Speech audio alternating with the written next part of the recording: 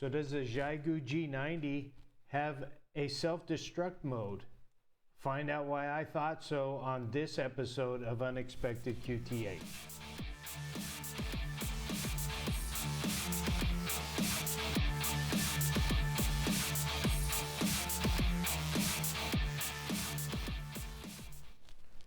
So welcome back to Unexpected QTH.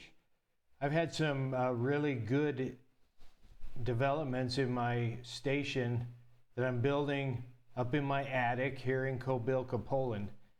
If you happen to catch any of my other videos, I started documenting, starting from scratch, setting up a new station at my new location in Kobylka, Poland.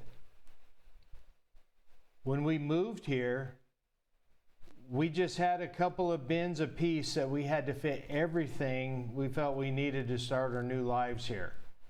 So I didn't have any room for radio equipment, and I had to start from scratch. So I'm trying to build a budget-friendly HF station, and it's been a lot of fun. It's kind of like starting over again in ham radio, but now I have a little bit more experience. The technology has changed pretty dramatically in the radio world from when I started, and I'd like to share some of my experience with you, including a couple things I had to learn the hard way. As many of you know from my previous videos, I'm working with the Xiegu G90. I wanted to purchase a low-budget HF transceiver, and there are many options out there. When I was just starting in amateur radio, I probably would have been tempted to buy the least expensive unit with the biggest promises. I'm sure I would have been disappointed because many of these inexpensive transceivers are not beginner-friendly.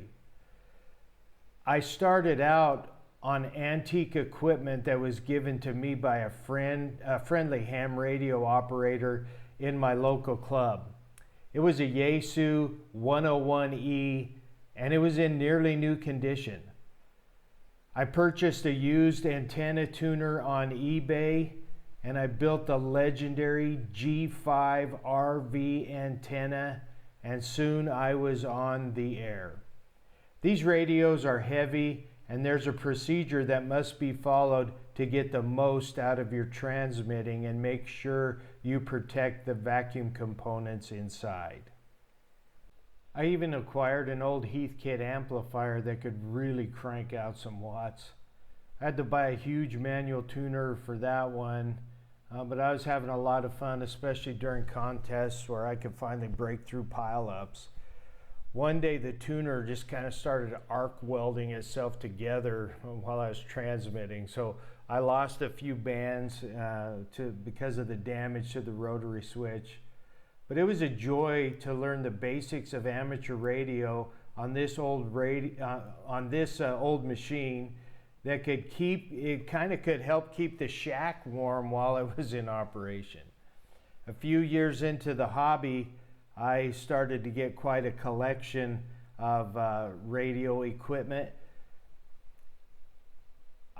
My main work radio became a Xiegu 857D, which is an amazing portable radio. It does just about everything. And my favorite station at home became the ICOM i703, which is a really rugged modern radio with real simple operation.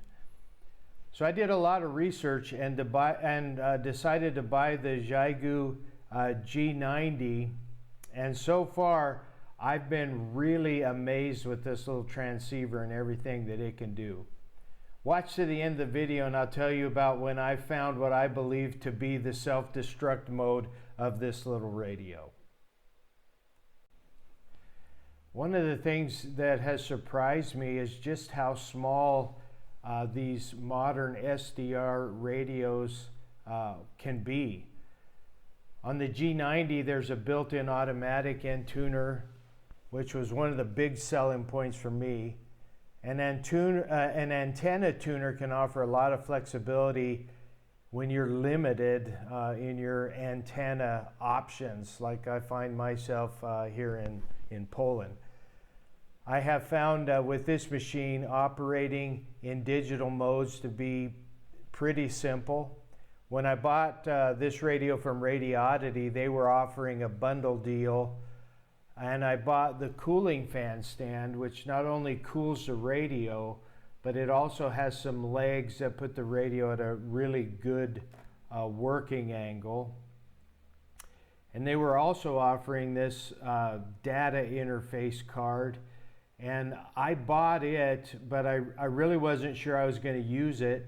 The only other time I'd used digital modes were for my official amateur radio duties with ARES, which is the Amateur Radio Emergency Services, and also MARS, the Military Auxiliary Radio Service.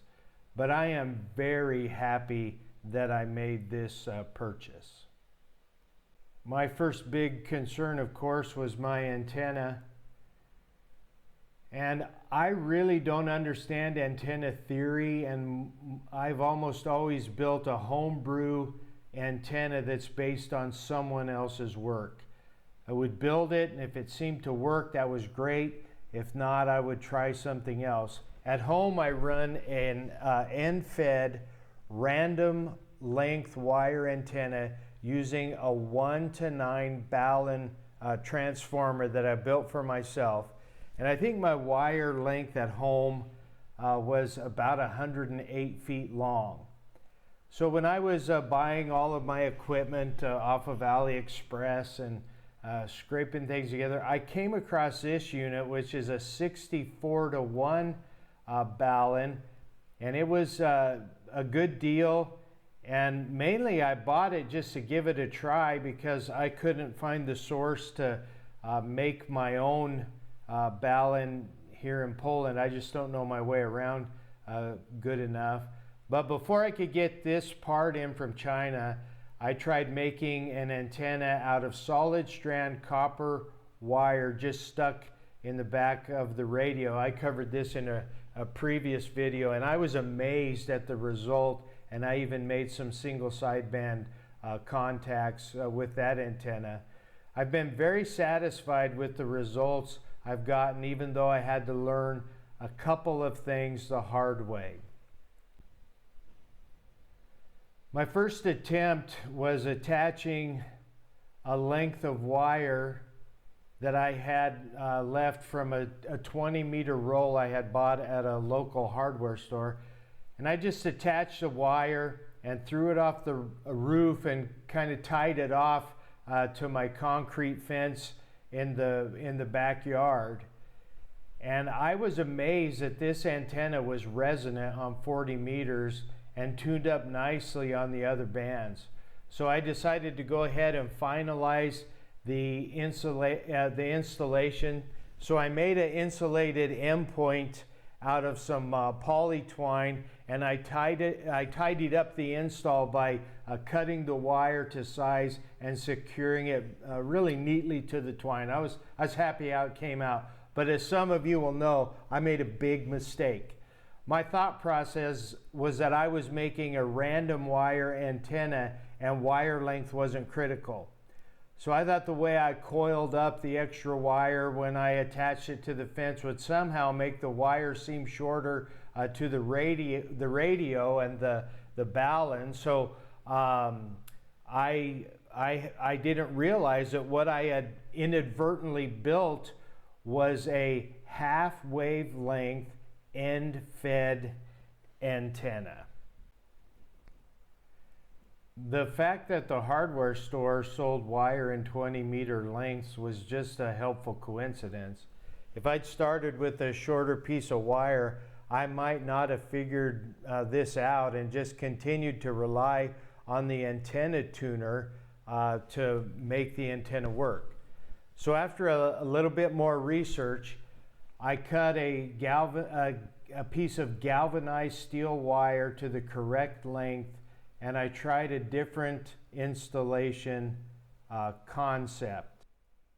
I've got my antenna sloping sloping down from a makeshift plastic pipe mast. It kind of follows the line of my metal roof, which I'm also using as a ground plane. And then it's secured to my concrete fence and makes a very hard turn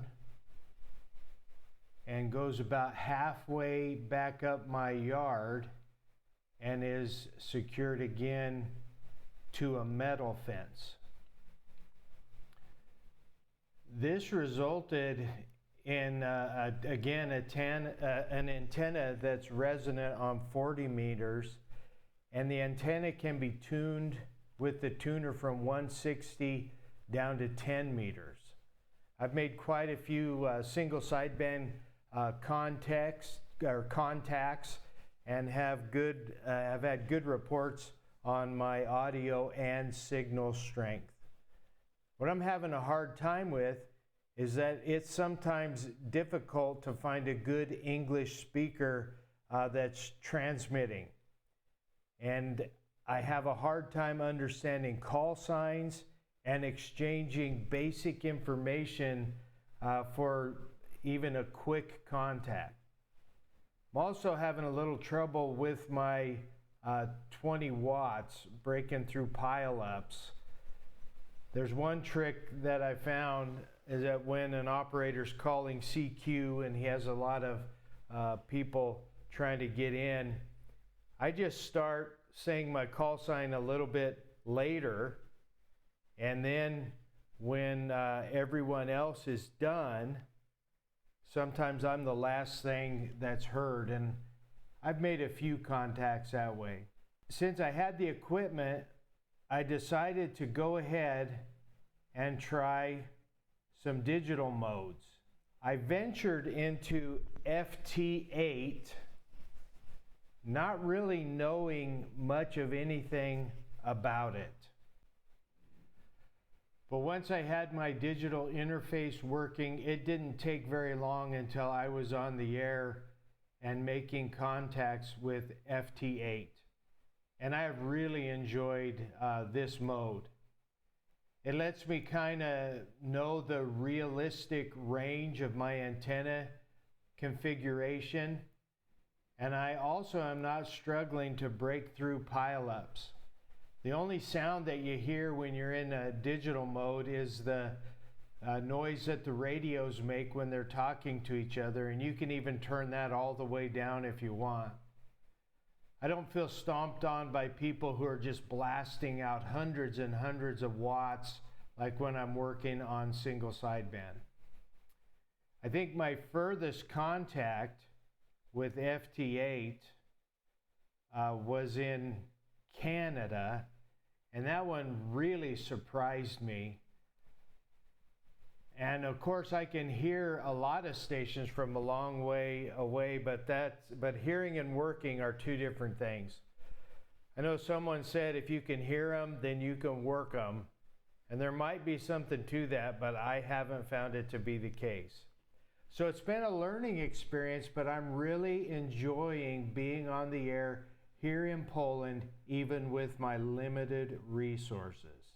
I'd like to do some experimenting with wire placement and angle, and I even have a couple different pieces of wire that I bought that I'd like to try and see if I get a better response. But for now, I'm going to keep getting to know this radio and antenna configuration, and I hope maybe some of this has been useful to you.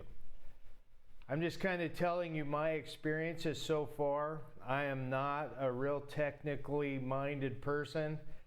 I don't know if I'd be able to answer very many questions. I kind of just learn as I go on all this stuff. But when I've had a problem and needed to know something about what I was doing, I've watched a lot of videos, and I found some answers to my questions by listening to other people. So maybe there's been something here that could be of use to you. Okay, so now I want to tell you about the scary moment that I had with my Xiegu G90. I thought I found a self-destruct mode or something. These software-defined radios can be full of surprises. I think mostly just because there are so many options and menus that you have to get to know. And I rate the Xiegu G90 right in the middle as far as being, a lot of features that are hard to figure out and being pretty simple. But I had a very scary moment. I had just gotten my 64:1 antenna put up and things were going well and I was very excited about it. And then all of a sudden nothing would tune up anymore. I couldn't get the antenna to tune up at all. And I didn't know what to do. I thought maybe the problem was in my 64:1 balun. There's a little capacitor that goes across the center conductor to the shield right at the feed point. I thought maybe that had blown. I didn't know what was going on. But after a lot of research, I found out I was operating in split mode. And you can see here in this video, the sequence that you push the buttons to get in there. And there it is right there, that little arrow between VA and VB. And the frequencies that I'm in is a 20 meter on top, 40 meter down below, and that's just not going to work out. Once I figured that out, it wasn't too hard to get things right back on track. Everything started going well, but I had, in a panic, I had sent a message to Radioddity thinking this radio, I blew up this radio somehow, I did something somewhere, and I was having these like nightmare thoughts about having to ship this radio back to them, and then they're going to work on it, or they're going to tell me to send it to China. I wasn't sure what was going to happen. And before I heard back from them, I had figured out the problem myself. But it only took, it was a very short time before I heard from a technician there at Radioddity. He asked me a couple more questions and then told me what he thought the problem was, and he was right on the money. He asked me, he said, make sure you're not in split mode. It sounds like you might be in split mode. And so I was really pleased with that. I thought it was incredible customer service, and it was someone who actually knew how to operate the radio and exactly what was going on. I can't recommend this company more highly than I mean, I would just recommend them as high as I possibly could, because when I bought the radio, it was a great price, and they shipped it to me in record time. It came straight from Germany and was on my doorstep only a couple days after I ordered it. And then that kind of customer service is worth a lot. So you might shop around if you decide you would like to get a Xiegu G90, which I think is an awesome radio, whether you're very experienced or a beginner. I think it would serve you well. I would recommend the radio, and you might be able to shop around and find it just a few dollars cheaper than what Radioddity sells it for. I kind of doubt it. I didn't. I think they had the best price on the market when I was shopping, especially with that bundle deal that they gave me. But you might save a few bucks, but I think doing business with a company that can help you solve your problems operating their products is worth a lot. And you're not going to get that from your average seller that's bringing, you're getting the products directly from China or something like that. So this is KD0HIY saying 73. Hope to hear you on the air. Maybe contact you via FT8, but I hope you have a great day.